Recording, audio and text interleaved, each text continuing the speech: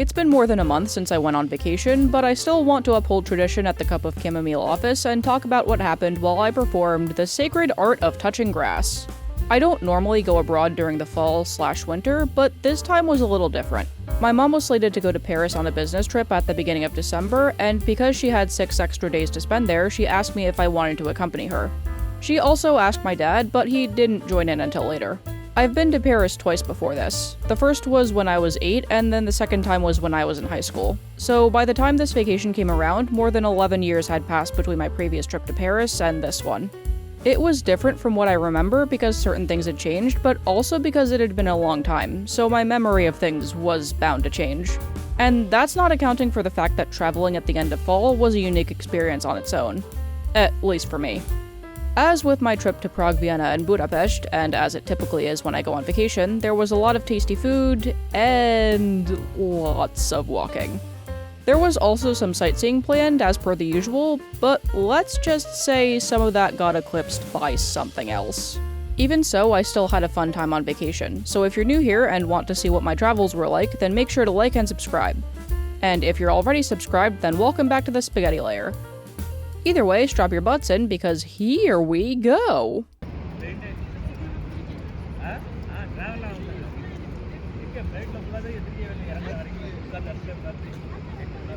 When we landed in Paris at about 7:15 in the morning, it was still dark out.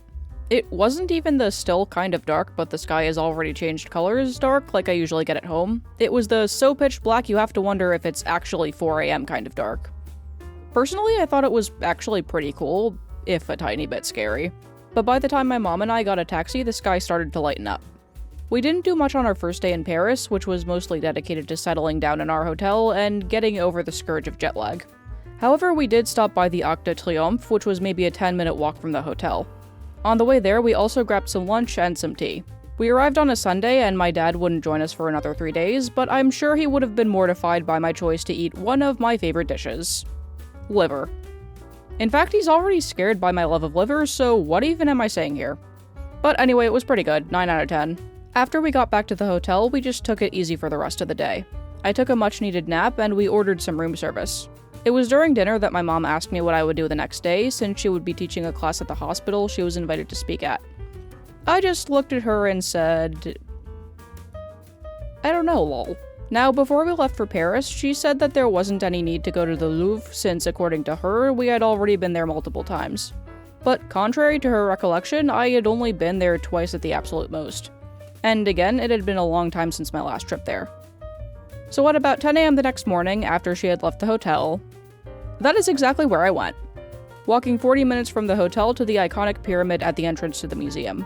On my way there, I walked through several landmarks, including the Place de la Concorde and the Tuileries Garden, the site of the Olympic cauldron during last year's Olympics and Paralympics.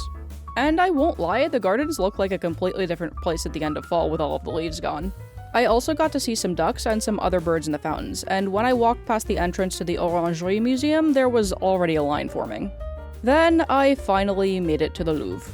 I've been on solo trips to museums and other places in the past, but this was my first solo excursion while vacationing in a different country, and I didn't place a reservation ticket beforehand, which meant I had to stand in the rain for an hour. Am I insane for this? Yeah, probably. But I am very glad that I got there early, because by the time I finally got to enter, the line was stretched the whole way around the courtyard. And if I had gotten there half an hour later than I did, I would have had to stand at the back of that line. And the line must have been a quarter of a mile long by that point. Anyhow, for anyone who hasn't been inside, the Louvre is massive. The museum is housed in the Louvre Palace, which was built under King Philip II, who reigned from 1180 to 1223. It was only during the French Revolution more than 5 centuries later that the National Assembly decided to use the Louvre as a museum to display the nation's masterpieces.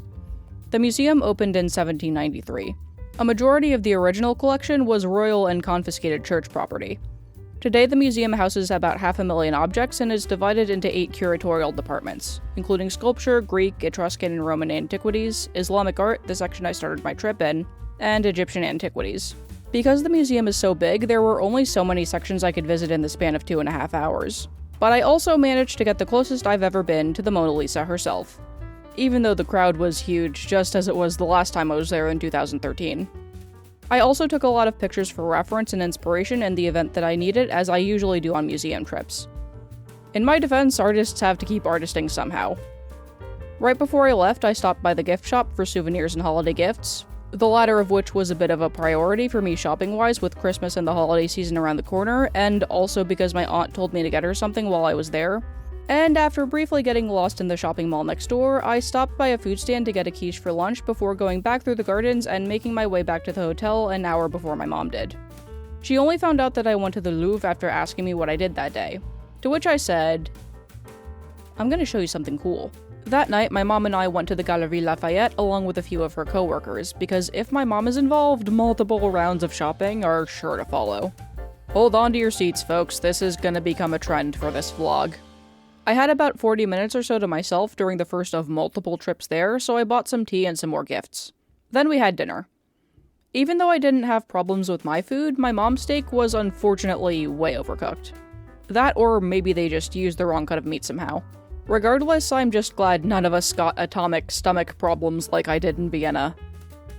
Lest we forget. The next day, which was also the second day of my mom's conference, I decided to take another trip, this time to the Eiffel Tower. No, I'm not talking about the one in Las Vegas. Like the walk to the Louvre, the walk to the Eiffel Tower was also a little over 40 minutes, not including the times I stopped to take some photos and video footage and really just to admire the scenery too. And it required a walk over the Seine since my hotel and the Eiffel Tower were on opposite sides of the river. Something that I noticed straight away that I don't remember seeing the last time I was there were the glass barricades around the perimeter. But I later heard that it was most likely due to security measures, which is understandable. But that aside, the Eiffel Tower itself is tall. Very tall. About 81 stories tall. In fact, it's the tallest structure in Paris, and it used to be the tallest man-made structure in the world until the completion of the Chrysler Building in New York City in 1930. It's a good thing I didn't go up the lifts. Still, I will say that seeing it in photographs is very different from seeing it in person. You almost forget that it originally only had a permit to stand for 20 years. In fact, the city of Paris had planned to tear it down since it was created for the 1889 Exposition Universelle and was supposed to be easy to dismantle, but because it proved valuable for many early 20th century innovations, it was allowed to stay up, and it has since become a global icon of France. It's also part of a UNESCO World Heritage Site and the most visited monument with an entrance fee in the world. It received nearly 6 million visitors in 2022. On my way back to the hotel, I crossed the Seine again, stopping briefly to take some more footage before making my way to the Trocadero. At this point, you're probably wondering why on earth the first part of this vlog is called "These Are My Chickens." That's because it was something I had to say to the pigeons while they tried to steal the chicken tenders I had for lunch. Some old family friends of ours decided to follow us to Paris for a few days before going off to Italy. And an hour before I would meet up with them, I stopped by an outdoor dining area in front of the Trocadero. After getting some chicken tenders and fries, I found a table where I could eat in peace. Or so I thought. Cue the pigeons. I like birds, but that sentiment hits different when you're hungry and want some chicken tenders. My mom didn't accompany us because she, in what I suppose you could call a fit of irony, had a dinner reservation at the Eiffel Tower. So it was just me, my mom's friend, and her family going out to get a snack and then dinner. We took a walk through a park, got some chocolate at what we initially thought was a pastry shop, and then had a light snack. In the meantime, we looked up what restaurants to go to for dinner, but the one we eventually decided on wouldn't be open for another hour or so. So we spent that time walking around the area and looking at window displays. And after that, it was time for some quality pasta carbonara. You're probably thinking, Christine, you went to France to eat Italian food. Yes I did. But after dinner, we walked around some more and then headed back to the hotel, my mom arriving maybe half an hour after me. My dad arrived in Paris the day after that, which was the last day of my mom's conference, and it was also the day where all of the exercise over the last 2 days finally caught up. As a result, I slept until 2 p.m., only finding out about the duration of my pasta dream-filled slumber when my dad told me. You know, typical Wednesday afternoon. But this time we went to the Musée d'Orsay, thanks to the conference organizers who graciously supplied tickets for my mom, her coworkers, and also added a few extra tickets on the side. If you've ever been inside, then you've probably noticed its interesting layout. One of the largest art museums in Europe, the museum is housed in what used to be a railway station, which later became a mailing center during World War II when it could no longer accommodate the longer trains that had come into use at the end of the 1930s. It was later planned to be demolished, but it was ultimately turned into a museum at the suggestion of the Directorate of the Museum of France. After several years of construction and a competition to design the new museum, the museum opened in 1986. The museum now holds mainly French art from 1848 to 1914, including paintings, sculptures, photography, furniture, and several scale models, and also model sets for certain 19th century operas made of cardboard cutouts modeled from an initial sketch, which I thought was pretty cool. Aside from the many photos I took, I also took a picture of the museum's clock with Sacré-Cœur in the background. Although I went there in 2013, I didn't go back this time around. Then we had dinner not too far from the museum, where I expanded my horizons and had foie gras for the first time. It was very tasty and the broth that came with it was also great. 10 out of 10 would eat again. The day after that, we went back to the area to visit another department store, Le Bon Marché. Normally, I'm not very fond of department stores because, unlike my mom, I don't really get the appeal.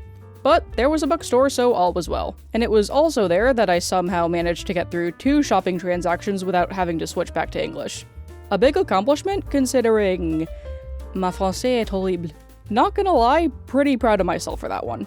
After looking at the window displays, we went back over the Seine to the Champs-Élysées. But this time we had to get my dad a new hat. It's kind of a long story. So we did that and went back to the hotel, resolving to sleep early because tomorrow we'd be going on a day trip.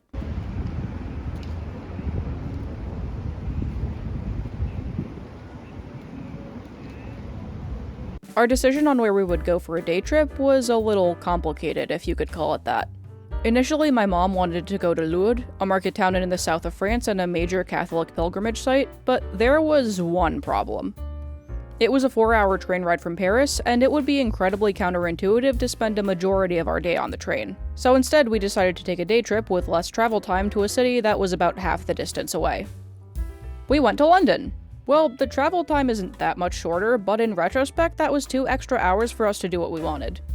At least, that's what it sounded like on paper. We had a whole itinerary planned out. Ideally, we would have visited Buckingham Palace and the Big Ben to see all of the Christmas and holiday lights and whatnot, following some shopping at Harrods, Selfridges, and Marks & Spencer. In fact, we even woke up stupidly early in hopes of getting the most out of our day and improving our chances of getting everything that we wanted to do out of the way. Alas, the pasta cannot be al dente 100% of the time. Enter the 2 things that derailed our entire itinerary: rush hour traffic, and my mom's shopping-itis. Make a very long story short, our entire day trip became dedicated to my mom's shopping list, and by the time we had dinner, there were only 2 or so hours before the last train would leave for Paris. And all of the landmarks we wanted to visit were very much out of the way. It's fine. It's fine. But let's focus on the positives of this day trip. I found some new books and some Christmas gifts for my friends and family, I got a new pair of shoes, and I finally got a taste of an authentic English breakfast. Behold! And we are planning to go back there since there are many places we want to visit, and we also have family in London. And we got to see some Christmas lights on the way back to the train station. So it's not as though this was a complete loss. The next day provided no shortage of things to do. Our schedule for the day was packed, and this time we managed to do something on the Paris itinerary. And something that we heard many cool things about. We went to a holiday market 2 minutes from the Louvre where we saw some cool stuff, stopped by a few shop stalls, and I also grabbed some bubble tea. All while we tried navigating through the absolutely packed crowds. After leaving the market, we took a quick break at the Tuileries Garden and at the entrance to the Louvre again before taking a cab for what must have been our 5th stop at Galeries Lafayette. Then following some shopping, we rushed back to the hotel and got ready for a show at the Moulin Rouge, but not before grabbing a very quick dinner nearby. We did go there the last time we were in Paris, but we thought it wouldn't hurt to go back again. To be honest, it would have been a little better if we were able to get a show earlier than 11 p.m., but it was the only one available when we got the tickets, so it is what it is. Then came our last full day in Paris. If I remember correctly, we didn't really do much until later in the afternoon, since we had a dinner reservation at a place that sells galettes. We did, however, have a snack to tide us over in the meantime, and with about an hour and a half to spend until the aforementioned dinner reservation, we decided to stop by a place that we were hoping to check out, since it was supposed to reopen that day. You may recall that the Notre Dame was partially destroyed by a fire in 2019, resulting in the loss of the cathedral spire and upper walls and damage to the windows and the ceiling. Investigators believe the fire may have been started by a cigarette or an electrical short circuit, and a 5-year deadline was set shortly after the fire to restore the cathedral. On our way to have our late lunch, we noticed that the roads leading to Notre Dame were heavily barricaded, and there were police officers stationed just about everywhere. But we were able to make our way in, and when we got there, we saw that the crowds were massive. We didn't go inside, but I was able to take some pictures along with some video footage. Dinner finally came along, and the galettes were pretty good. This was, I think, my first time eating a galette, but I'd definitely have it again. We had to wake up very early the next morning to catch our flight home. Even though it was raining outside when we landed, we fortunately didn't encounter much traffic. And after making it home, I took another much-needed nap. So that was everything I did on vacation, and thus concludes another chronicle of my traveling tales. I had a lot of fun on this trip, and it was a very different experience visiting Paris with winter right around the corner, and with Christmas and holiday decorations as far as the eye could see, which I think really added to the whole trip. And I got out of my comfort zone multiple times, which can be daunting for some, and personally I think it's good to have if you need something to fall back on. But fortunately, all of those experiences were rewarding this time around, and I'm honestly really happy with myself for that. And I'm also happy that I once again avoided my most unexpected travel partner, the A sign. But we will see how long this reprieve lasts. Anyway, that is going to do it for this video. If you like this video and you want to see more from me, make sure to like, share, subscribe, and tune in every other Friday for art-related videos and other quality shenanigans. If you want to support me further, please check out my other social media accounts, as well as my Ko-fi and my Etsy shop, which are all in the description. And lastly, if you made it this far, leave an apple emoji in the comment section below. And remember to keep things civil in the comments, or I will put a whoopee cushion in your chair when you least expect it. And yeah, that's about everything. Thanks for watching.